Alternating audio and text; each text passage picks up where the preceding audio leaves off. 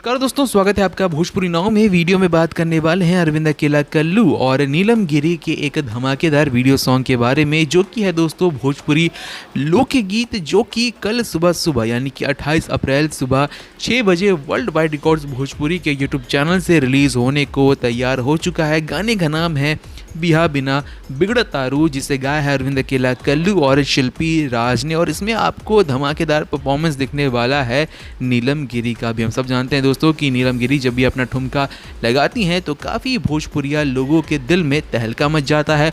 और अब दोस्तों कल यही गाने के थ्रू, जिसका नाम है बिहा बिना बिगड़ा तारू, में अरविंद अकेला कल्लू और नीलम गिरी का धमाकेदार परफॉर्मेंस आपको दिखने वाला है। इस गाने के लिए आप कितना ज़्यादा एक्साइटेड हैं, जो कि कल रिलीज़ होगा 6 बजे वर्ल्ड वाइड रिकॉर्ड्स भोजपुरी के यूट्यूब चैनल पर।